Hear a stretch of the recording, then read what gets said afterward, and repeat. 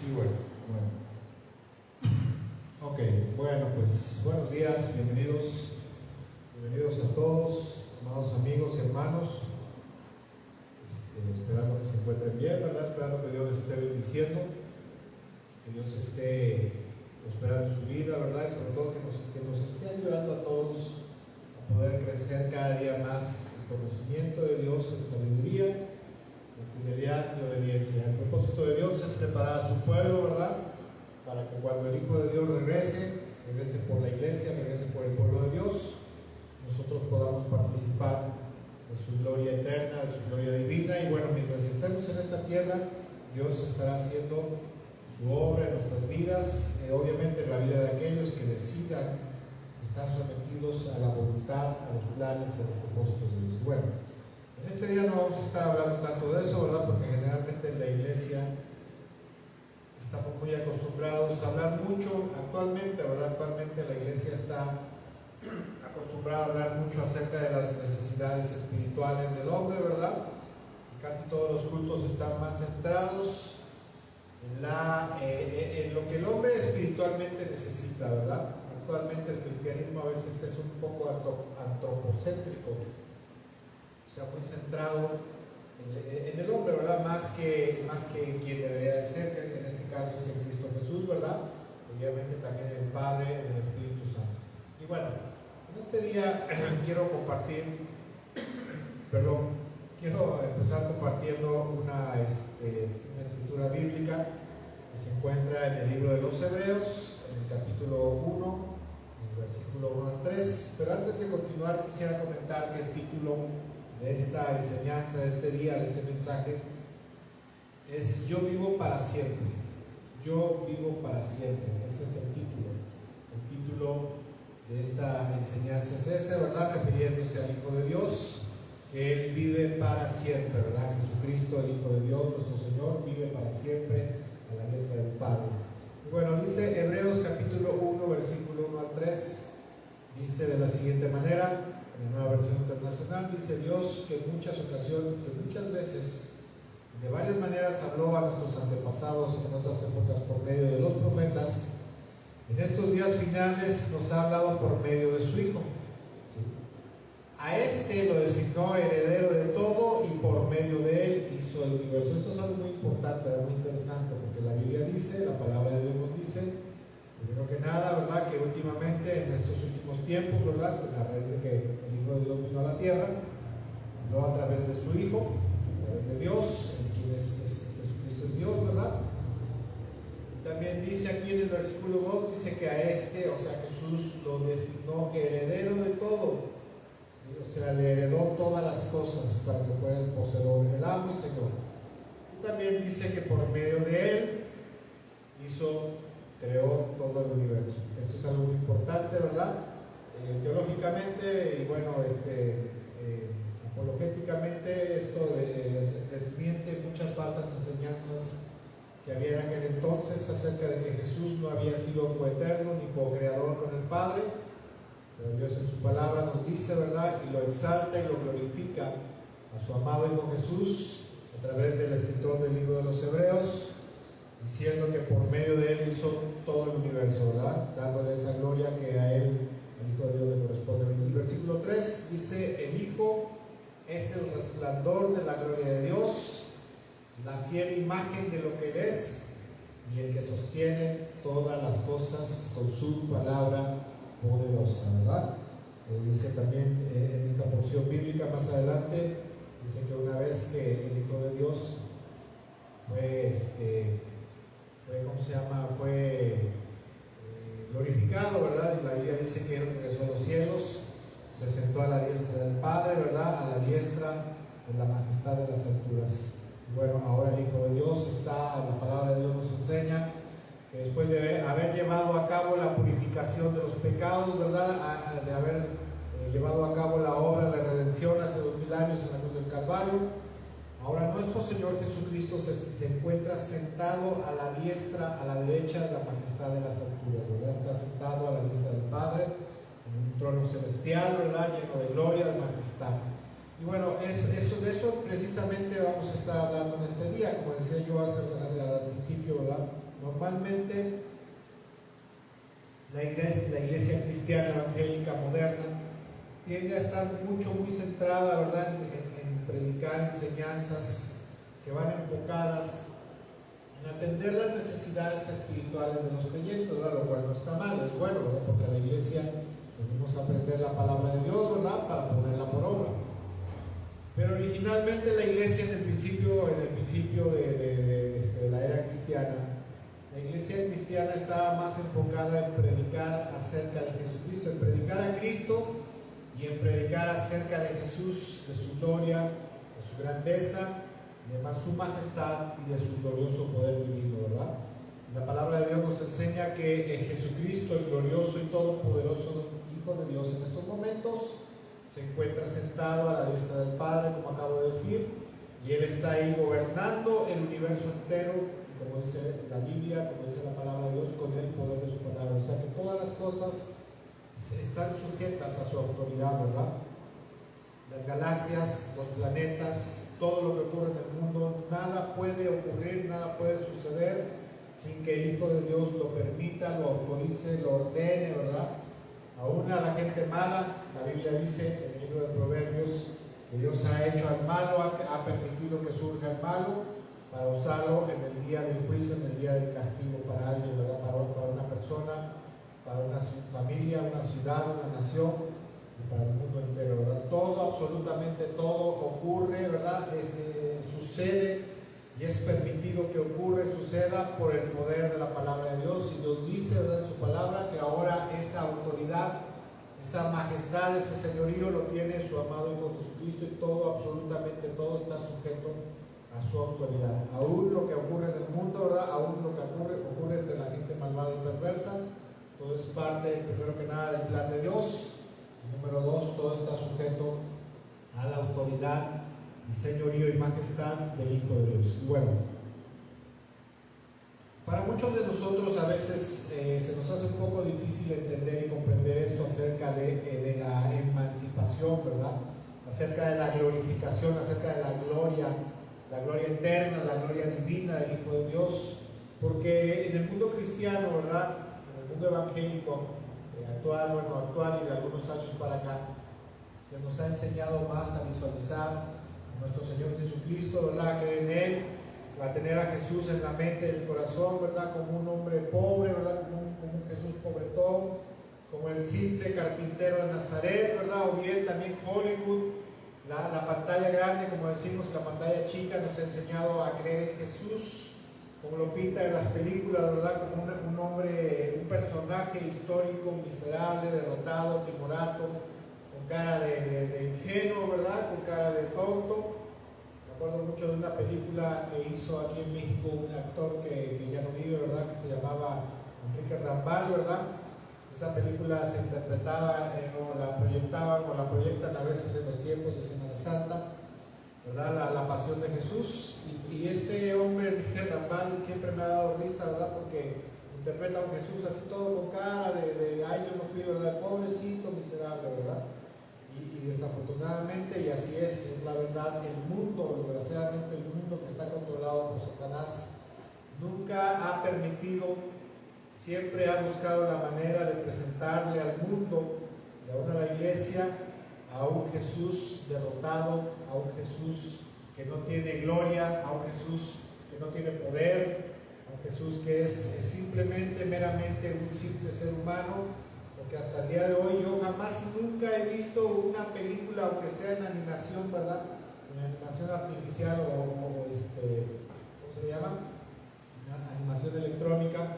Jamás y nunca he visto una película que hable acerca de la gloria que nos muestra la palabra de Dios, de la gloria que tiene el Hijo de Dios en los cielos. Ni siquiera, nunca jamás he visto una película así. Yo sé que mucha gente no quiere pecar, ¿verdad?, al proyectar algo que no es bíblico, ¿verdad?, porque no quieren hacer ¿cómo se llama?, pues a lo mejor no quieren blasfemar, ¿verdad? Pero yo creo que lo que nos presenta la palabra de Dios acerca de la gloria eterna, de la gloria divina del Hijo de Dios, basado en el libro de Apocalipsis, por ejemplo, sí lo puede proyectar, sí se puede hacer una película, ¿verdad?, por ejemplo, acerca de la adoración celestial, acerca de cuando el Hijo de Dios se acerca al trono de Dios, ¿verdad? Recibir el rollo, ¿verdad? Para abrir el rollo, romper los 7 sellos. Y bueno, desafortunadamente, como decía yo, el mundo, las artes, ¿verdad? El cine, la televisión, los medios de comunicación presentan a un Jesús miserable, derrotado, timorato, ¿verdad? Pero fíjense que esa no era la visión que tenían los primeros cristianos acerca del Hijo de Dios. Los primeros cristianos, para empezar, en su entorno cultural, ellos tenían una visión de un Dios glorioso y todopoderoso que ellos probablemente, a lo mejor en el tiempo de Jesús, no habían visto la manifestación gloriosa del Hijo de Dios, ¿verdad? Pero ellos sí tenían una herencia cultural, ¿verdad? Ellos tenían historias, tenían relatos de sus ancestros que les contaban cómo había descendido Dios en la montaña Sinaí, ¿verdad?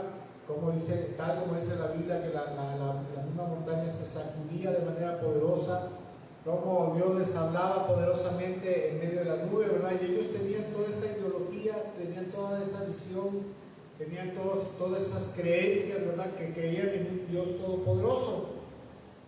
No es así, ¿verdad? No es así aquí en el mundo occidental, ¿verdad? En el mundo occidental la gente no tiene esa ideología ni siquiera de Dios, ¿verdad? Ya no del Hijo de Dios, ni siquiera de Dios, ¿verdad? De un Dios todopoderoso, sino de un Dios como lo pintan, ¿verdad? Como un viejito con barba larga, ¿verdad? Con un triángulo en la cabeza, sentado ahí con Jesús, con unas vestimentas, ¿verdad? Azul con rojo, sentado ahí, ¿verdad? Y los dos viendo así la tierra como diciendo, ¿qué pasará, verdad? ¿Se me escapará el control de la tierra de las manos o no, verdad? Y esa es la idea que el mundo le mete a la gente y muchas veces nos mete a nosotros los cristianos acerca de Dios y en especial acerca del Hijo de Dios. ¿Por qué? Porque a Satanás le conviene.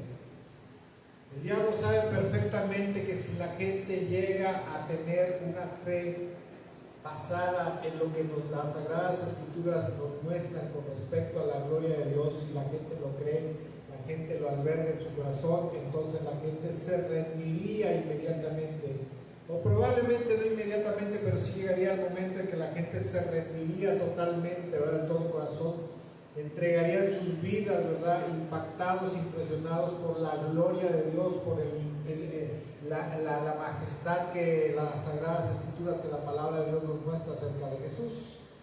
Pero como se dice por ahí, ¿verdad? Dependiendo de la imagen y la visión que tengamos de algo, de alguien, será nuestra admiración, será nuestro respeto, será, ¿verdad? La entrega, ¿verdad? Será el temor que le tengamos. Satanás sabe perfectamente que si nos crea una visión pobre, una visión carente, ¿verdad? De lo que es verdaderamente, de quién es verdaderamente Dios, entonces sabe que el mundo no le tendrá temor ni respeto a Dios, y mucho menos al Hijo de Cristo, al Hijo de Dios, perdón, a nuestro Señor Jesucristo. Entonces decía yo que la iglesia cristiana primitiva tenía una visión muy diferente acerca de Jesús. Ellos tenían la visión acerca de un Rey de reyes y Señor de señores, glorioso, de Dios todopoderoso, victorioso, que había triunfado sobre la muerte, había triunfado sobre el diablo, había triunfado sobre el pecado, y victorioso se había levantado de la cruz, de la muerte, ¿verdad? De la tumba. Lo habían visto habitando entre ellos durante aproximadamente 40 días, ¿verdad? Haciendo señales milagrosas con un cuerpo glorificado. Y después de eso ellos lo vieron cuando ascendió a los cielos en medio de las nubes. Por lo tanto, los primeros discípulos tenían una visión muy diferente acerca del Hijo de Dios. Permítame tantito, voy a hacer un arreglo aquí.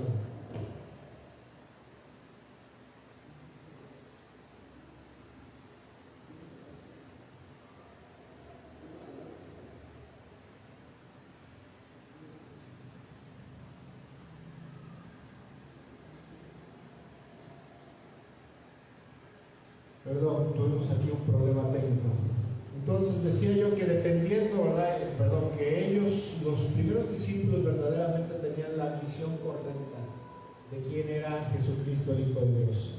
Ellos conocían perfectamente las Sagradas Escrituras y sabían todo lo que las Escrituras hablaban acerca de la gloria eterna y divina del Hijo de Dios. Por ejemplo, un ejemplo de esto lo podemos encontrar en el Salmo 45, versículos 5 al 9, donde dice de la siguiente manera en la versión Palabra de Dios para Todos, dice el Salmo 47, versículos 5 al 9, dice: Dios subió a su trono entre gritos de júbilo, el Señor con toque de trompeta.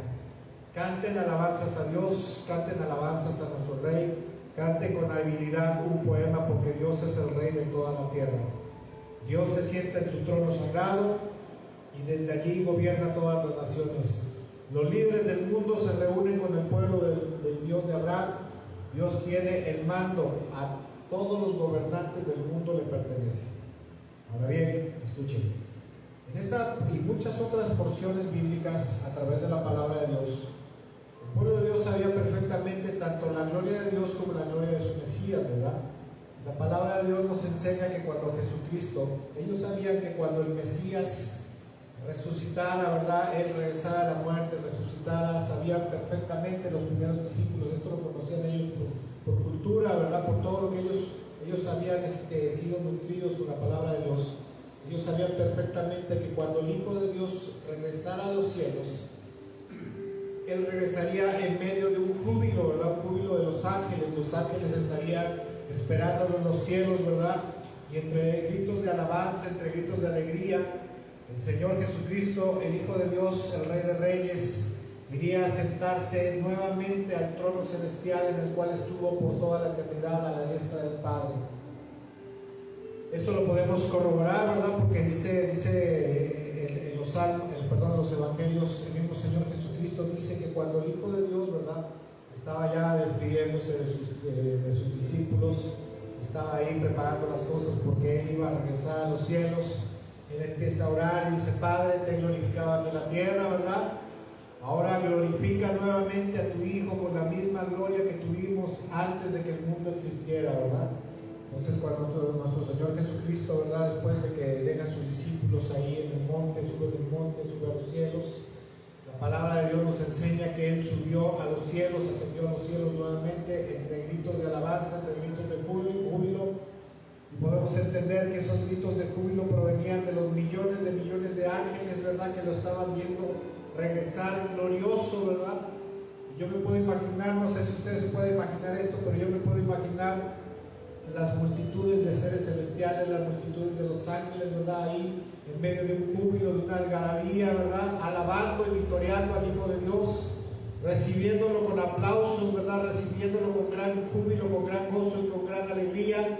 Y en ese momento, ¿verdad?, viéndolo cómo se acercaba hacia el Padre y hacia su trono celestial, y lo vieron sentarse a la diestra del Padre nuevamente, ¿verdad?, para ahora gobernar los designios del universo entero, ¿verdad? Porque la Biblia acabamos de leer en Hebreos capítulo 1 que el Padre constituyó a su amado Hijo como el heredero de todo el universo absolutamente, ¿verdad? Y ahora el Hijo de Dios está sentado a la diestra del Padre, ¿verdad? Está gobernando con suprema autoridad, con supremo señorío, ¿verdad? Y ahora absolutamente todo lo que ocurre en el mundo y lo que tiene que ocurrir está sujeto a su autoridad y su voluntad. Y lo que el Hijo de Dios permita, ocurrirá, y lo que el Hijo de Dios no permita, no ocurrirá, ¿verdad? Y la palabra de Dios nos enseña eso, ¿verdad? Que después de que Jesús triunfara sobre el pecado, Él regresaría a sentarse en su trono glorioso para seguir gobernando a la diestra del Padre. Ahora, la palabra de Dios también nos enseña, ¿verdad?, nos enseña muchas cosas acerca de la gloria del Hijo de Dios, pero lo que quiero en este día es compartir con ustedes precisamente, ¿verdad?, como decía yo hace un rato, que debemos de tener la imagen correcta acerca del Hijo de Dios, porque si nosotros como pueblo de Dios, como pasó en muchas ocasiones con el pueblo de Dios, ¿verdad?, antes, la palabra de Dios nos enseña ahí en el libro de Éxodo, que antes de que los israelitas, dice la Biblia que cuando son sacados de Egipto, antes de ser sacados de Egipto, ellos tenían su fe, tenían su esperanza en Dios, en el Señor, ¿verdad? Pero por lo que podemos leer, su fe estaba como que un poco apachurrada, ¿verdad? Ellos habían sido esclavos durante 400 años en Egipto. Y ellos seguían siendo fieles en su fe al Señor de los ejércitos, ¿verdad? Pero cuando empiezan a hablar, Moisés empieza a hablar con ellos, te das cuenta, si usted lo lee ahí en el libro de Éxodo, te das cuenta que ellos tenían una fe muy pobre. Ellos no tenían la fe y la esperanza en un Dios glorioso y todopoderoso que verdaderamente nos fuera a sacar de Egipto. Ellos de hecho le tenían más miedo y temor al rey de Egipto, ¿verdad? Al faraón y a sus dioses, ¿verdad? Porque sabían que las deidades paganas, ¿verdad? Las potestades diabólicas y demoníacas que se movían en ese lugar, pues verdaderamente tenían cierto poder, ¿verdad? Cierta gloria.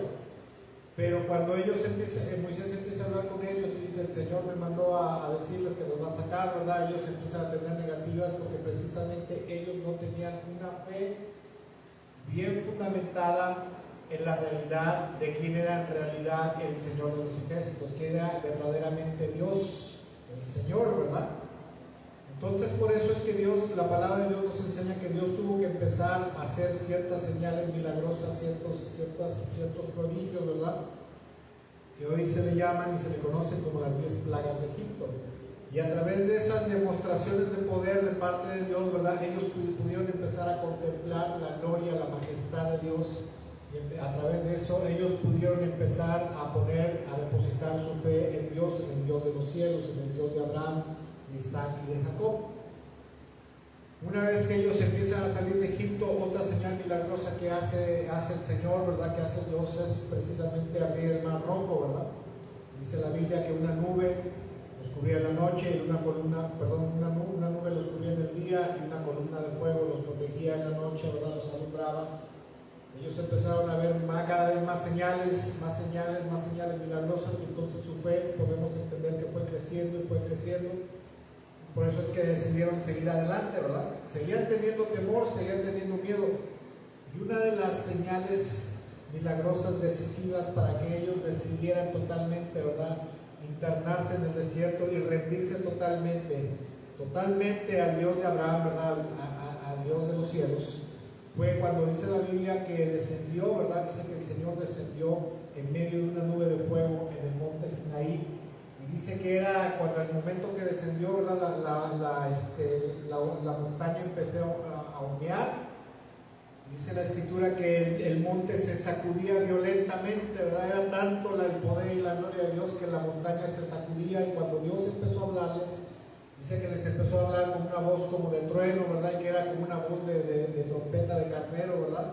Era tan intensa, tan fuerte la voz de Dios y todo lo que veían, que dice que el pueblo de Dios estaba temblando de miedo ante la grandeza y la gloria y la majestad de Dios, ¿verdad? Y a partir de ese momento el pueblo de Dios, su fe en Dios cambió porque vieron su gloria y su grandeza, ¿verdad? Hubo algunos problemas, algunas rebeliones, como todos los seres humanos, ¿verdad? A veces somos un poco renuentes, un poco rebeldes, pero a partir de ese momento el pueblo de Dios decidió consagrarse totalmente al Señor, y su fe en Dios ahora era una fe fuerte, una fe basada en la realidad de quién verdaderamente era Dios, de quién verdaderamente era el Señor. Y eso es algo que al pueblo de Israel a lo largo de los siglos, esos relatos, esos recuerdos, esos comentarios que han venido de generación en generación, los ha sostenido en su fe, ¿verdad? Y le dicen al mundo, ustedes no conocen quién es el Señor, no saben quién es el Dios de Israel, ¿verdad? Nosotros sí lo conocemos, nosotros sí sabemos quién es, y sabemos que a lo largo de los siglos, vez tras vez que su pueblo ha tenido problemas y dificultades, el Señor siempre ha extendido su mano poderosa y confiamos en el Señor, ¿verdad? Tú puedes platicar con un judío y él tiene esa fe, tiene esa fe bien marcada, ¿verdad? Esa esperanza bien marcada en la grandeza, en el poder y la gloria de Dios. Y eso es lo que precisamente, ¿verdad? Precisamente Dios quiere hablarnos en este día, y Dios siempre ha querido hablarnos. Y bueno, en este día quisiera compartir algunas citas bíblicas que nos muestran un poco acerca de la grandeza, la majestad, la gloria y el eterno y divino poder del Hijo de Dios, ¿verdad? Y esas citas principalmente se encuentran en Apocalipsis, donde Juan, ¿verdad? Dice la Biblia que estaba ahí en la isla de Patmos, estaba preso por causa del Evangelio, ¿verdad? Y dice que de momento, un día, en el día del Señor, ¿verdad? Un día de reposo, un domingo, específicamente. Dice que él estaba ahí, de momento empezó a escuchar, dice que la voz del Hijo de Dios que hablaba a sus espaldas. Y dice que de momento, ¿verdad? De momento él se voltea y empieza a ver, él conocía y tenía la idea de Jesús en el momento de partir, ¿verdad? Y era una idea, era la visión, era el recuerdo de un Jesucristo glorioso, pero en ese momento tiene una visión de un Jesucristo glorioso y todopoderoso, eterno, divino, como la que jamás y nunca había tenido. Dice en Apocalipsis capítulo 1, versículo 9 al 18, dice: yo, Juan, soy hermano de ustedes y su compañero en el sufrimiento del reino de Dios, en la paciente perseverancia a la que Jesús nos llama. Me exiliaron a la isla de Patmos por predicar la palabra de Dios y por mi testimonio acerca de Jesús. Era el día del Señor y yo estaba adorando en el Espíritu. De repente oí detrás de mí una fuerte voz como un toque de trompeta, y que decía: escribe en un libro lo que veas y envíalo a las 7 iglesias que están en las ciudades de Éfeso, Esmirna, Pérgamo, Tiatira, Sardis, Filadelfia y Laodicea. Escuchen lo que dice en el versículo 12, dice: cuando me di vuelta para ver quién me hablaba, vi 7 candelabros de oro, y de pie en medio de los candelabros de oro había alguien semejante al Hijo del Hombre, o sea, semejante a Jesús. Vestía una túnica larga con una banda de oro que cruzaba el pecho. La cabeza y los cabellos eran blancos como la lana, tan blancos como la nieve. Los ojos eran como llamas de fuego, y sus ojos eran como llamas de fuego. Los pies eran como bronce pulido refinado en un horno, y su voz tronaba como potentes olas del mar. Imagínense esta visión. Imagínense a Juan, al apóstol Juan, cuando vio a Jesucristo resucitado con un cuerpo glorificado. Dice la Biblia que lo vieron hacer señales, ¿verdad? Muchas señales. Otro tipo de señales, ¿verdad? Un poquito más sofisticadas, me imagino. Y dice la Biblia, ¿verdad?, que ellos lo veían cuando aparecía y desaparecía en medio de ellos, ¿verdad? Y veían como su cuerpo ahora verdaderamente era un cuerpo nuevo, un cuerpo glorificado, un cuerpo eterno. Y cuando lo vieron ascender a los cielos, lo vieron con su cuerpo glorificado, pero no con un cuerpo con una gloria divina, ¿verdad? Y esa era la imagen que ellos tenían, ¿verdad? Era la imagen que ellos en ese momento estaban teniendo por última vez, y que esperaban volverlo a encontrar algún día en el reino de los cielos glorificado. Imagínense esta visión cuando Juan se voltea, ¿verdad?, y ve al Hijo de Dios, ve a Jesucristo, al Hijo de Dios, con esa gloria, ¿verdad?, con esa majestad, esa potencia divina. Y es tanta la impresión que le causa esto, que dice en el versículo 17, dice: cuando lo vi, caí a sus pies como muerto, pero él me puso la mano derecha sobre mí y me dijo: no tengas miedo, yo soy el primero y el último, yo soy el que vive, sube muerto, pero mira, ahora vivo para siempre, por siempre, para siempre, y tengo en mi poder las llaves de la tumba y de la muerte. Imagínense, tan grande fue la impresión de ver esa visión acerca del Hijo de Dios, ¿verdad? Tan grande fue la impresión que le causó tanto susto, tanto miedo, tanto temor, ver la gloria y majestad divina, el poder, el glorioso poder divino de Jesucristo, el Hijo de Dios, que en ese momento, ¿verdad?, dice que cayó como muerto, ¿verdad? O sea, se ha de haber desmayado de la impresión, ¿verdad? Fue tanta la impresión que tuvo que se desmayó y cayó al suelo, ¿verdad? Pero el Señor Jesucristo viene, le pone la mano, ¿verdad?, su mano derecha sobre su cuerpo, y lo levanta, ¿verdad? Le dice: no tengas miedo, o sea, no te atemorices. Yo soy Jesucristo el que te está hablando, ¿verdad? Hay muchas porciones que me encantan del libro de Apocalipsis. Hay otra porción, ¿verdad?, que se encuentra en el libro de Apocalipsis, que habla acerca de la gloria divina, de la gloria del Hijo de Dios. Y eso se encuentra en Apocalipsis capítulo 5, versículos 5 al 14, donde dice, ¿verdad?, habla acerca de esta porción del versículo capítulo 4 en adelante hasta este punto. Habla acerca de Dios, ¿verdad?, del Padre, ¿verdad?, la gloria celestial, ¿verdad?, la adoración celestial. Y habla acerca de Dios sentado en un trono, ¿verdad?, con gran majestad, con una apariencia maravillosa y gloriosa. Y en esta porción, en el capítulo 5, versículo 5 en adelante de Apocalipsis, dice: pero uno de los 24 24 ancianos me dijo: deja de llorar, mira, el león de la tribu de Judá, el heredero del trono de David, ha ganado la victoria, y él es digno de abrir el rollo y sus 7 sellos.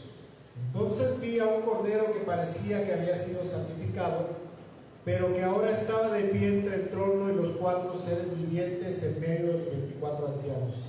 Tenía 7 cuernos y 7 ojos que representan los 7 aspectos del Espíritu de Dios, el cual es enviado por todas las partes de la tierra. Y pasó delante y tomó el rollo de la mano derecha del que estaba sentado en el trono, y cuando tomó el rollo, los 4 seres vivientes y los 24 ancianos se postraron delante del Cordero. Mire, en los cielos, escuche esto es algo muy importante. En los cielos nadie se postra delante de alguien a menos que sea un ser divino, ¿verdad? Un ser divino, glorioso y todopoderoso como el Padre, como Jesucristo, el glorioso Hijo de Dios, y como el Espíritu Santo, ¿verdad? Porque estos 24 ancianos y los 4 seres vivientes, la Biblia nos enseña en Apocalipsis que son seres, los 4 seres vivientes son querubines, ¿verdad? Son seres gloriosos, ángeles poderosos, maravillosos, que nosotros no nos alcanzamos a imaginar ni siquiera, ¿verdad? Tenemos a lo mejor una visión limitada, ¿verdad?, de lo que es la gloria de estos seres divinos. Y dice que cuando el Hijo de Dios pasó adelante, ¿verdad?, pasó al frente a tomar el rollo de mano del Padre Celestial que estaba sentado en el trono, dice que los 24 ancianos y los 4 seres vivientes se postraron delante del Cordero. Y luego dice, cada uno tenía un arpa, llevaba copas de oro llenas de incienso, que son las oraciones del pueblo de Dios, y cantaban un cántico nuevo con las siguientes palabras: tú eres digno de tomar el rollo y romper los sellos y abrirlo, pues fuiste sacrificado y tu sangre pagó el rescate para Dios de gente de todo tribu, pueblo o nación. Y los has transformado en un reino de sacerdotes para nuestro Dios, y reinarán sobre toda la tierra. Versículo 11 dice: entonces volví a mirar y oí las voces de miles de millones de ángeles alrededor del trono y de los seres vivientes y de los ancianos, y cantaban este potente coro diciendo: digno es el Cordero que fue sacrificado de recibir el poder y las riquezas y la sabiduría y la fuerza y el honor y la gloria y la bendición. Imagínense a esta multitud. Yo creo que no nos alcanzamos a imaginar esa multitud dice la Biblia que de miles de millones de ángeles. No nos alcanzaría la mente, ¿verdad?, ni la visión para alcanzar a ver una multitud de miles de millones de ángeles alrededor del trono, y todos cantando a una sola voz, ¿verdad?, alabando y exaltando al glorioso Hijo de Dios. Escuche, la Biblia nos enseña que el Hijo de Dios, el Jesús en el cual nosotros creemos, y que a veces tenemos esa visión pobre y limitada del hijo del carpintero, ¿verdad?, del carpintero de Nazaret, del profeta de Nazaret, porque a veces sí, cuando oramos a Dios, cuando oramos a Cristo Jesús, generalmente muchos de nosotros tenemos esa idea, ¿verdad?, del simple carpinterito de Nazaret, porque de eso se ha encargado el diablo, se ha encargado Satanás a través del mundo, de meternos, de fijarnos esa idea, ¿verdad?, para que nosotros tengamos una idea pobre y limitada acerca de quién es Jesucristo, quién es el Hijo de Dios, quién es el glorioso y todopoderoso Hijo de Dios en el cual creemos, en el cual hemos puesto nuestra esperanza, y al cual nosotros debemos de estar sometidos y rendidos plena y totalmente. Por eso decía yo hace rato que dependiendo de la visión y el entendimiento que tengamos acerca de Dios, será nuestra respuesta hacia Él, ¿verdad? Será nuestra actitud, será nuestro comportamiento, será nuestro temor, nuestra honra y reverencia. Si nosotros tuviéramos una visión acerca de quién es verdaderamente Jesús, el Hijo de Dios, el Dios y glorioso, todopoderoso, Rey de reyes y Señor de señores, nosotros al acercarnos en oración hacia Él, ante su presencia, entraríamos a su presencia temblando de miedo, temblando de temor, así como Juan, que dice que cayó, ¿verdad?, cayó como muerto, ¿verdad?, en ese momento cayó como muerto al verlo, al ver su gloria, al ver su grandeza, al ver su majestad. Nosotros tendríamos ese temor reverente hacia Él, ¿verdad? Pero desafortunadamente, como tenemos una imagen pobre, una imagen mediocre acerca de quién es Jesús. Por eso es que nos comportamos como Él, ¿verdad? Versículo 13 dice: entonces oí a toda criatura en el cielo y en la tierra, debajo de la tierra y en el mar, que cantaban: bendición y honor, gloria y poder le pertenecen al que está sentado en el trono y al Cordero por siempre y para siempre. Los 4 seres vivientes decían amén, y los 24 ancianos se postraron y adoraron al Cordero. ¿Sí? Imagínense esta escena, ¿verdad? Ahí un tumulto, ¿verdad? Millones de seres celestiales, ¿verdad? Una gloria eterna, divina, un cielo iluminado por la gloria de Dios, una majestad impresionante, y todos los seres vivientes, todos los seres vivos, ¿verdad? Todos los seres conscientes adorando al Padre, adorando al Hijo de Dios, y obviamente no están adorando al simple carpintero de Nazaret, ¿verdad? Vestido ahí con una túnica toda sucia, ¿verdad? Como a veces no lo imaginamos, porque así muchos de nosotros, yo he escuchado a gente que así se imaginan a Jesús, ¿verdad? Pero ese no es el Jesús que ahora está sentado en los cielos. El Jesús que está sentado a la diestra del Padre es un Dios glorioso, poderoso, maravilloso, con una gloria divina, maravillosa, impresionante, que yo creo que si lo viéramos en este momento tal como Él es, yo creo que caeríamos, algunos de nosotros caeríamos a lo mejor muertos de la impresión, ¿verdad? De ver su gloria y majestad, ¿verdad? Algunos caeríamos temblando de miedo ante su presencia al ver lo glorioso y maravilloso que es Él. Muchos a lo mejor saltaríamos de júbilo, de gran gozo, ¿verdad? Gritándole y adorándole, diciéndole: Señor Dios Todopoderoso. Pero desafortunadamente a veces tenemos una mala visión, ¿verdad? De quién es Jesús, el Hijo de Dios. Hay otra porción que me encanta, ¿verdad? Me encanta, que se encuentra en Apocalipsis capítulo 19, versículo 11 al 19, que habla acerca del juicio de las naciones, ¿verdad? El momento de cuando Jesús, el glorioso y todopoderoso Hijo de Dios, regresa a este mundo a juzgar a las naciones. Y dice Juan, ¿verdad? Está relatando, y también sigue Juan relatando, dice: entonces vi el cielo abierto, y había allí un caballo blanco, y su jinete se llamaba Fiel y Verdadero, porque juzga con rectitud y hace una guerra justa. Y escuche lo que dice: sus ojos eran como llama de fuego, y llevaba muchas coronas, muchas diademas en la cabeza, y tenía escrito un nombre que nadie entendía excepto él mismo. Llevaba puesta una túnica bañada de sangre, y su título era El Verbo de Dios, la palabra de Dios. Los ejércitos del cielo, vestidos de lino blanco puro y de la más alta calidad, los seguían en caballos blancos. De su boca salía una espada afilada para derribar a las naciones. Él las gobernará con vara de hierro, y desatará el furor de la ira de Dios, el Todopoderoso, como el jugo que corre del lagar. En la túnica, a la altura del muslo, estaba escrito el título Rey de Reyes y Señor de Señores. Otras versiones dicen que cuando dice Rey de Reyes, esto significa el Rey más poderoso de todo el universo. Después vi un ángel parado en el sol, que les gritaba a los buitres que volaban en lo alto de los cielos: vengan y reúnanse para el gran banquete que Dios les ha preparado. Vengan y coman las carnes de los reyes, los generales, por favor, y los fuertes guerreros, de los caballos y sus jinetes, y de toda la humanidad, tanto esclavos como libres, tanto pequeños como grandes. Después vi a la bestia, a los reyes del mundo y sus ejércitos estaban reunidos para luchar contra el que estaba sentado en el caballo y contra su ejército. Pero escuchen, cada vez que leemos esto, podemos imaginarnos, ¿verdad? Yo me imagino esta escena, ¿verdad?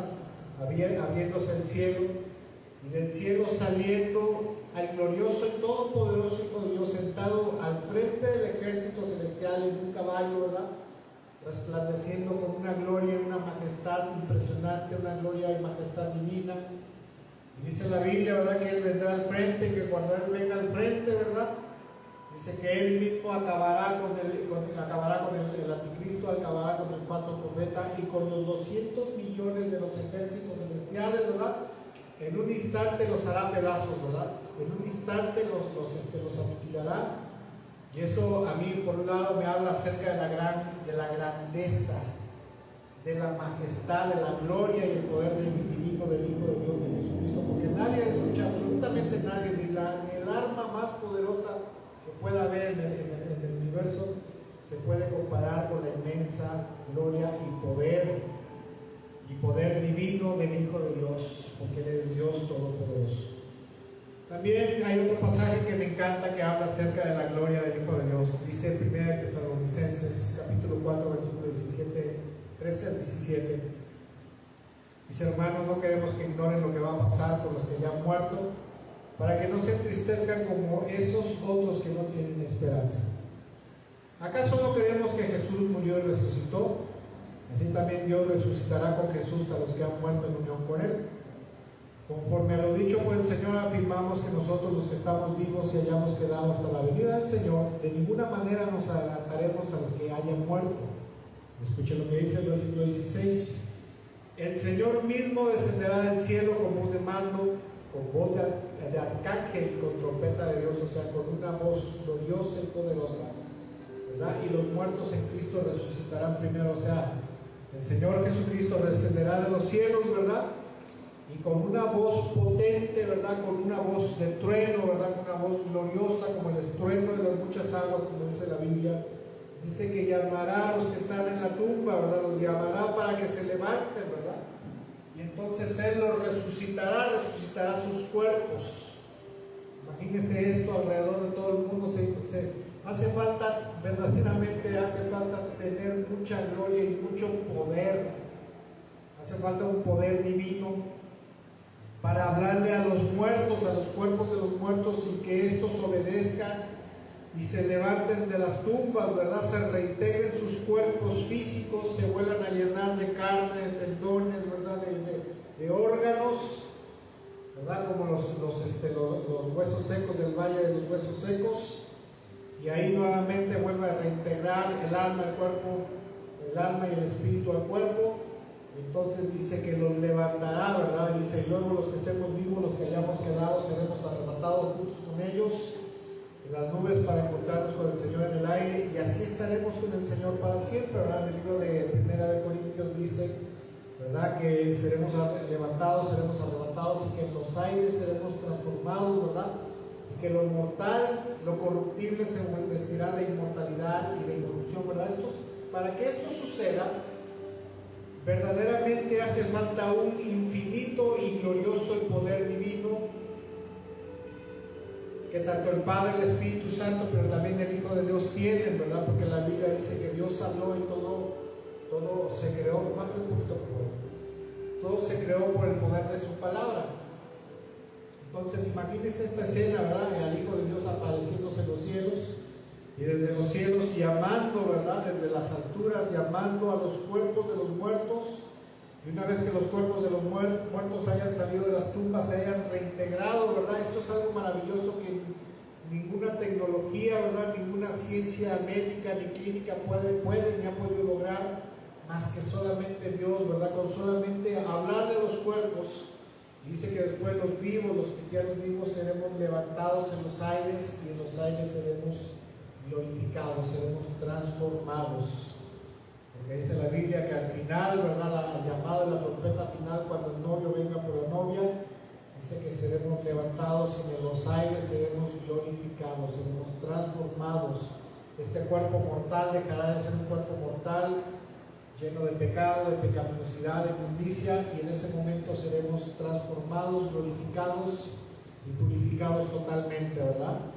Otra porción bíblica que me gusta mucho, que me encanta, que habla acerca de la infinita gloria y poder divino del Hijo de Dios, es una que se encuentra en Apocalipsis capítulo 20, versículo 11 al 15, donde habla acerca de que el Hijo de Dios, dice la Biblia, ¿verdad? Dice en los evangelios, el mismo Señor Jesucristo dice que el Padre le había entregado todo poder, toda autoridad, y que a Él le había entregado la autoridad para juzgar a todas las naciones, tanto a vivos como a muertos, ¿verdad? Y en esta porción bíblica que vamos a estar leyendo a continuación, habla acerca de que el Hijo de Dios juzgará poderosa y gloriosamente a las naciones que le hayan sido rebeldes, ¿verdad? Y a esto se le conoce como el juicio del gran trono blanco. Apocalipsis capítulo 20, versículo 1 al 15, dice: yo vi un gran trono blanco, y al que estaba sentado en él, la tierra y el cielo huyeron de su presencia, pero no encontraron ningún lugar donde esconderse. Vi a los muertos, tanto grandes como pequeños, de pie delante del trono de Dios, Los libros fueron abiertos, entre ellos el libro de la vida. A los muertos se les juzgó de acuerdo a las cosas que habían hecho, según lo que estaba escrito en los libros. El mar entregó a sus muertos, la muerte y la tumba también entregaron a sus muertos, y todos fueron juzgados según lo que habían hecho. Entonces la muerte y la tumba fueron lanzadas al lago de fuego. Este lago de fuego es la segunda muerte, y todo el que no tenía su nombre registrado en el libro de la vida fue lanzado al lago de fuego que arde con azufre. Escuché, esto es tremendo, esto es glorioso. Dice la Biblia que en el final de los tiempos, pasados 1000 años después, ¿verdad?, del reino milenial, después de la segunda venida de Jesús, 1000 años después, ¿verdad?, las naciones que se rebelaron contra Dios, que se rebelaron contra Jesucristo, dice que volverán a la vida, ¿verdad? Volverán a la vida, los cuerpos volverán a la vida, pero permanecerán en el estado de un cuerpo corrupto, corrompido por el pecado, no como la iglesia que será levantada, arrebatada y glorificada, sino regresará, ¿verdad? Por esa misma condición de pecado del cuerpo, ¿verdad? De pecado en el cuerpo, el alma y el espíritu. Eso es lo que les impedirá, número uno, primero que nada les impedirá poder entrar al cielo, a la gloria divina, a la perfección divina. Número dos, ¿verdad? Porque no fueron salvados del pecado, no fueron glorificados. Y número tres, por haberse revelado el Evangelio, el mensaje del Evangelio del Señor Jesucristo, que entre algunas cosas habla acerca del arrepentimiento, pero también habla acerca de sumisión plena, total y absoluta al Hijo de Dios. Uno de los requisitos del Evangelio para poder ser salvo del pecado, poder ser perdonado y recibir la vida eterna, es, aparte de la fe, aparte del arrepentimiento, tiene que ver con someterse plena y totalmente al Hijo de Dios. En Juan capítulo 3, versículo 36 dice que el que cree en el Hijo, o sea, que se rinda al Hijo, se somete a Él, lo obedece y vive para Él, dice la Biblia que ese tiene vida eterna, tendrá vida eterna. Pero el que rehúsa obedecerlo, rehúsa creer en Él, rehúsa obedecerlo, dice que ese permanecerá bajo la ira del juicio de Dios. Dios, en pocas palabras, le está diciendo al mundo: tienes que creer, tienes que arrepentirte, sí, pero tienes que creer en mi amado Hijo Jesucristo y te tienes que someter totalmente a Él para que puedas ser perdonado, puedas recibir la salvación, el perdón de tus pecados y la vida eterna. ¿Sí? Y bueno, podríamos seguir leyendo muchas escrituras, pero en este día lo que quiero compartir, lo que quiero hablar, quiero recapitular un poco. Es que a lo largo del tiempo, una de las cosas que Dios me ha enseñado es que es sumamente importante que el pueblo de Dios tenga la imagen correcta de quién es Jesucristo, el Hijo de Dios. Normalmente la tradición religiosa, sobre todo el catolicismo, presentan a un Jesús que está supeditado a la voluntad de su mami, ¿verdad? La voluntad de la Virgen María, ¿verdad? Que prácticamente la Virgen María es lo que le dice que tiene que hacer, lo que tiene que decir, ¿verdad? Como si estuviera sujeto a sus faldas, ¿verdad? Y el catolicismo presenta a un Jesucristo debilitado, ¿verdad? Controlado por su mami, ¿verdad? Por su mamá. Y muchas veces esa es la imagen, decía yo, que tenemos acerca del Hijo de Dios, ¿verdad? Pero Dios desea con todo su corazón que nosotros creamos, tengamos una imagen correcta acerca del Hijo de Dios, para que nosotros tengamos una esperanza en un Dios glorioso y todopoderoso llamado Jesucristo. ¿Por qué? Porque dependiendo de esa imagen que nosotros tengamos en nuestra mente y en nuestro corazón, en lo profundo de nuestro corazón, será nuestro amor, nuestro temor, nuestra reverencia, adoración, obediencia, fidelidad, lealtad, ¿verdad? Sumisión y rendición hacia el Hijo de Dios. Y esto que acabo de mencionar, no sé si usted lo sepa, pero todo esto, tener todo esto en la mente y en el corazón hacia el Hijo de Dios es necesario para poder entrar al cielo.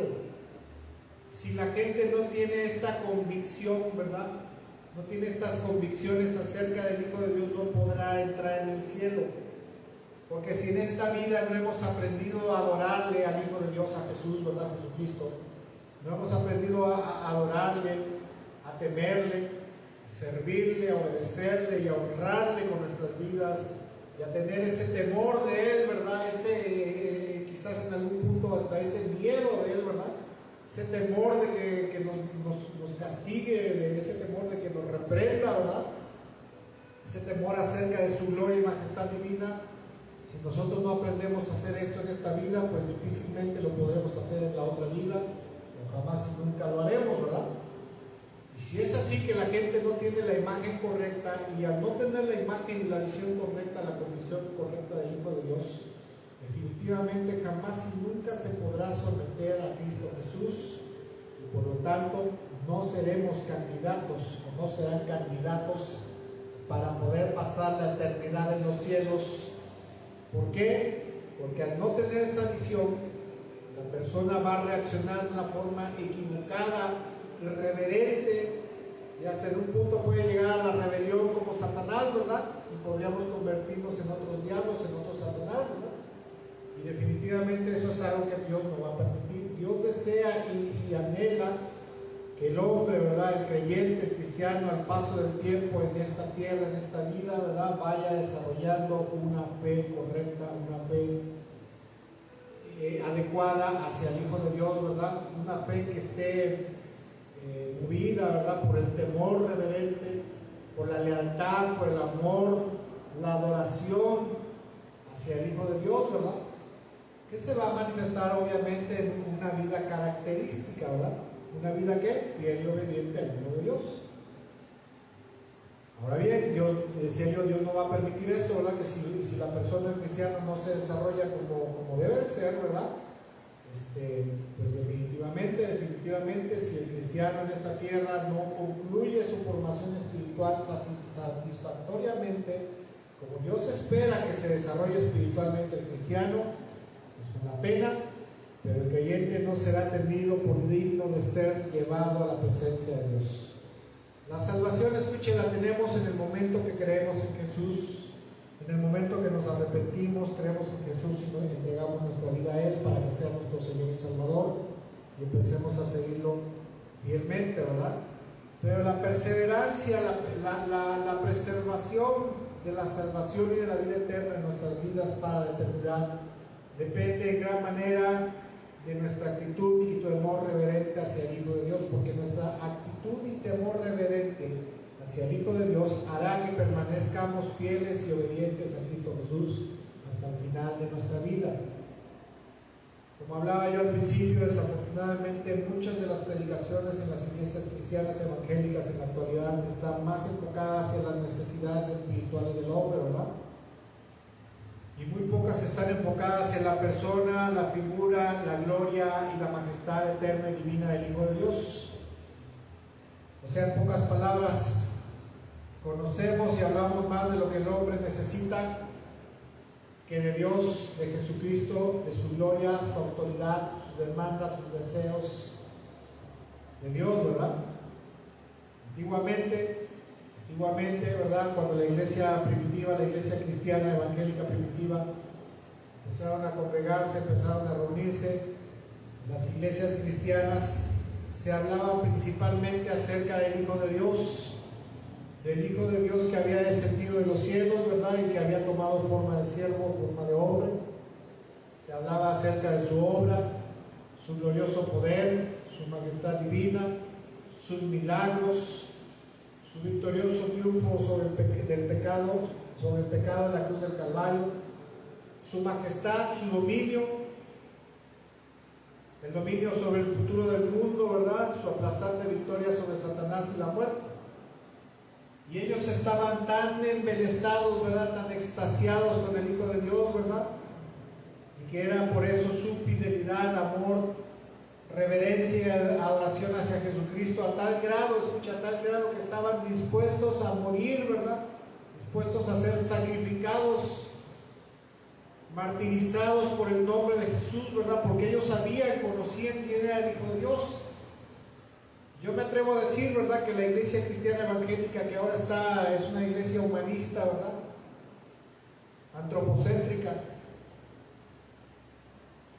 Si se levantara una persecución en este tiempo, ¿verdad?, por ser cristianos por el nombre de Jesús, yo creo que muy pocos permanecerían fieles al nombre de Jesús. Diría, bueno, es que está bonito eso de lo que dice la Biblia, dice Jesús, ¿verdad? dice que es el Salvador, ¿verdad? Pero pues nosotros creemos que es un bonito relato, ¿verdad? Pero más vale, ¿no? Más vale. Yo no soy creyente, ¿verdad? Hay mucha gente que negaría a Jesús. ¿Por qué? Porque no tienen o no tenemos la imagen correcta de quién es Jesucristo verdaderamente. Porque en las iglesias nos la pasamos hablando más acerca de las bendiciones de Dios para el hombre, ¿verdad? De la sanidad de Dios para el hombre, ¿verdad? El perdón de Dios para el hombre, ¿verdad? Y de que puedes ser exitoso a través de la fe en Jesús, y que puedes tener una familia maravillosa, ¿verdad? A través de Dios, a través de Cristo, a través de la palabra de Dios. Y muchas cosas que perdemos y dilapidamos nuestro tiempo, ¿verdad?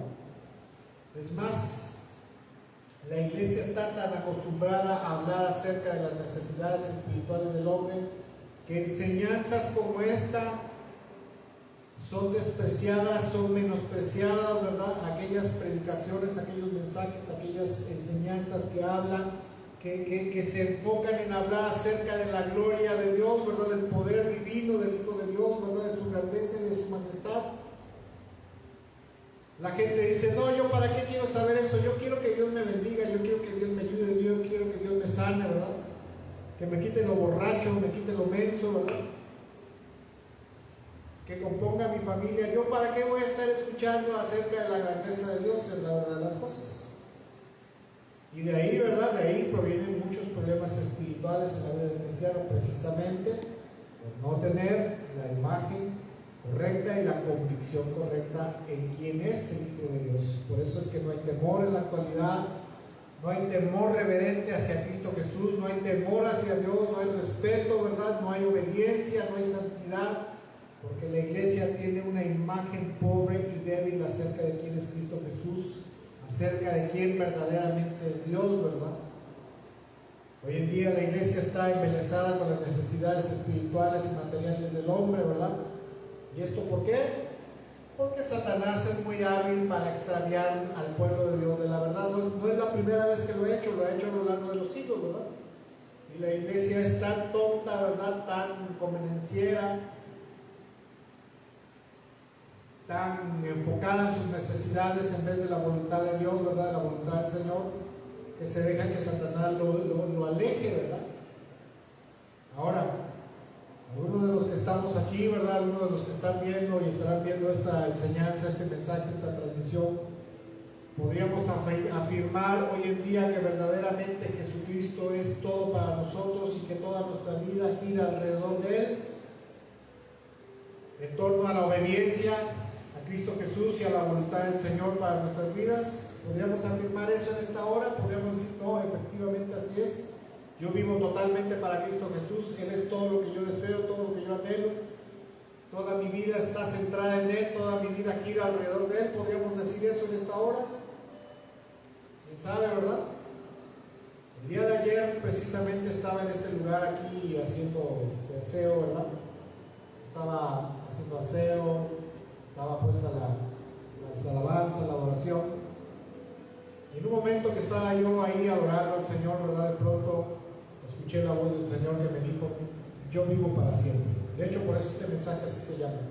Me dijo, yo vivo para siempre. Y esas palabras empezaron a retumbar en mi cabeza, ¿verdad?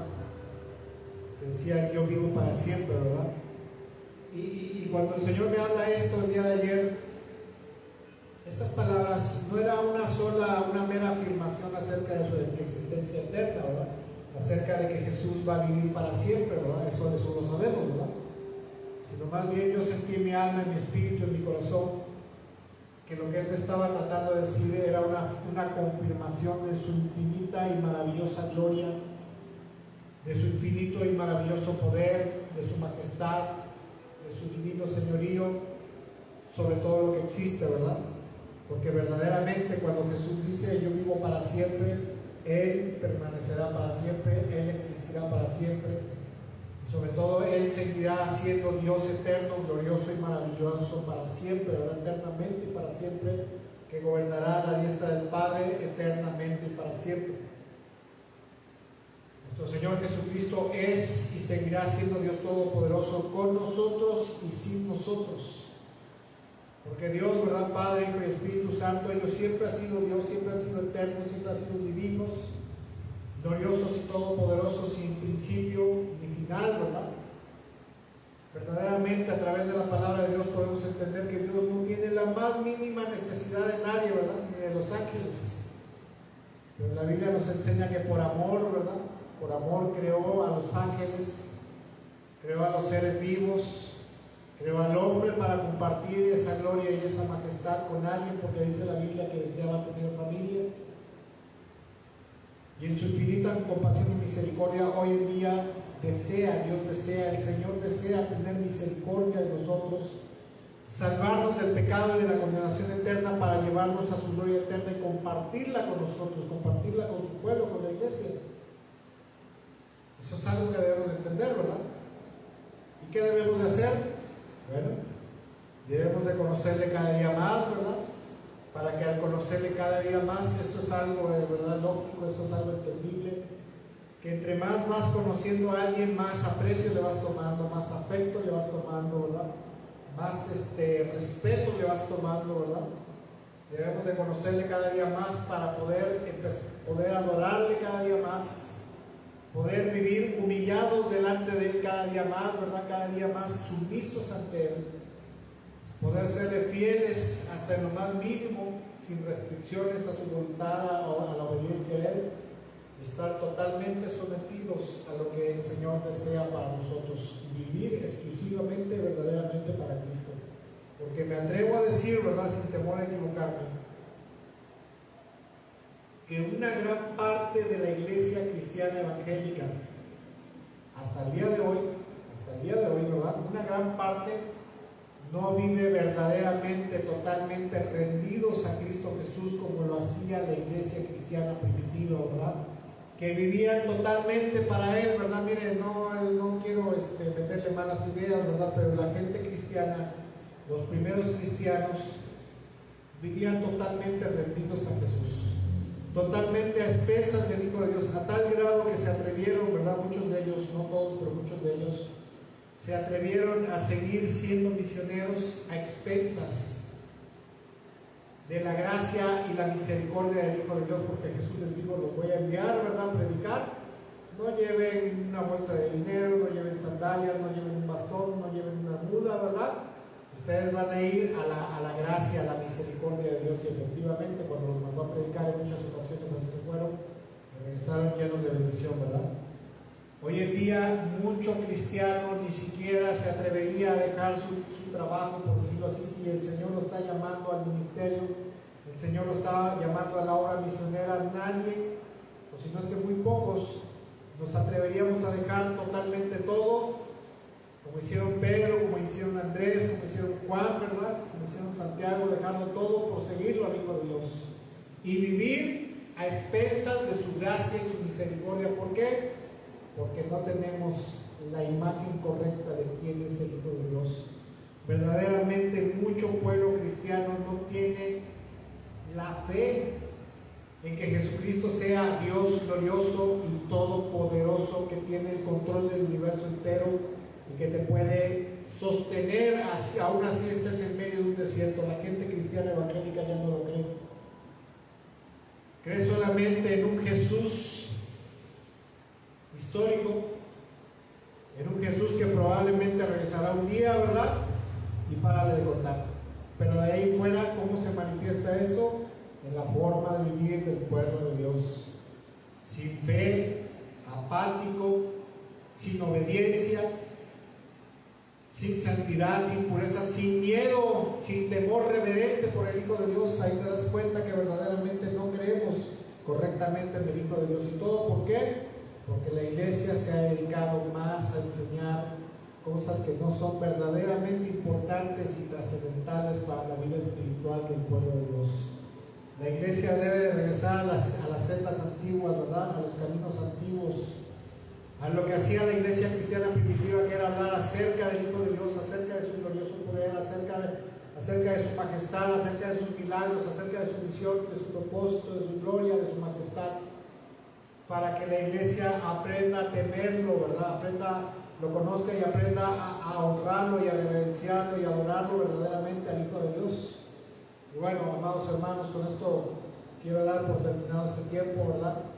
Quisiera terminar orando, dando gracias a Dios, esperando que esta palabra, ¿verdad? Esperando que esta enseñanza, este mensaje, toque profundamente nuestras mentes, nuestros corazones, y no porque yo quiera que así sea, ¿verdad? Sino porque yo creo que este mensaje que hoy hemos compartido, que el Señor ha permitido que compartamos en este lugar, ¿verdad?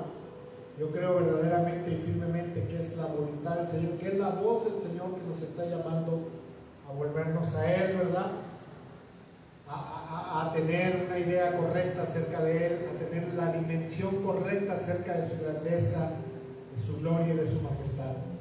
Y vamos a orar. Señor, en esta hora queremos darte gracias, bendito Dios, bendito Rey, Señor Dios Todopoderoso, Creador de cielos y de tierra. Señor, tu palabra preciosa dice que Dios creó todas las cosas por medio de ti y para ti. Tu palabra preciosa también dice que todas las cosas se sostienen por el poder de tu palabra, Señor, que tú eres el que sostienes el universo entero, que tú eres el que mantienes unido, Señor, el universo entero, Señor, que todo, absolutamente lo que ocurre en los cielos y en la tierra ocurre porque tú lo permites, que las cosas que no llegan a ocurrir es porque tú no lo permites, Señor. Tú eres tan grande, tan maravilloso, tan glorioso, tan poderoso, tan eterno, tan divino, tan glorioso, Señor, que nosotros ni siquiera a veces alcanzamos a comprender la grandeza de tu gloria y de tu majestad, Señor, y te pedimos perdón por eso. Porque verdaderamente a veces tenemos en la cabeza más las cosas de este mundo, tenemos nuestra mirada puesta fija en las cosas de este mundo que las cosas eternas y divinas, en las cosas celestiales para donde vamos, Señor. En este día te pedimos perdón, Señor, con todo nuestro corazón, por nuestra mala manera de vivir, nuestra vana manera de vivir, que es producto, Señor, de no tenerte un temor reverente en nuestros corazones, de no tenerte miedo, ni temor, ni respeto, Señor, porque no creemos verdaderamente que tú seas el glorioso y todopoderoso Hijo de Dios, un Dios fuerte, celoso, temible, ante el cual un día todas las naciones se humillarán y se arrodillarán delante de ti y confesarán que tú eres el Señor para la gloria de Dios Padre. Ayúdanos, Señor, a crecer verdaderamente en nuestra fe como debemos de crecer, Señor. Ayúdanos a morir temporal y ayúdanos a fijar nuestra mente y nuestro corazón en tu presencia, Señor, en tu gloria, en tu majestad, en tu voluntad, Señor, en tu señorío, Señor, en que tú eres Dios todopoderoso, juntamente con el Padre y el Espíritu Santo. Padre, te damos gracias en esta hora, con todo nuestro corazón por este tiempo.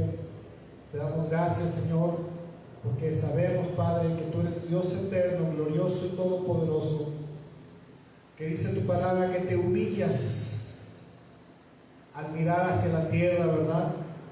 Que tú eres un Dios tan grande y tan todopoderoso que atiendes al humilde, ¿verdad? Pero también dice tu poderoso. Te damos gracias por tu misericordia y te suplicamos, Padre, en el nombre de Jesús, que el resto de esta semana tú sigas, Padre, derramando tu abundante gracia, tu abundante misericordia sobre nosotros.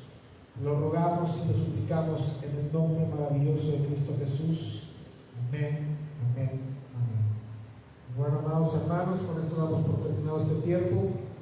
Muchas gracias por el favor de su atención, ¿verdad? Muchas gracias por prestar atención a este mensaje. Si Dios lo permite, ¿verdad? Y el Señor nos presta vida dentro de, en el próximo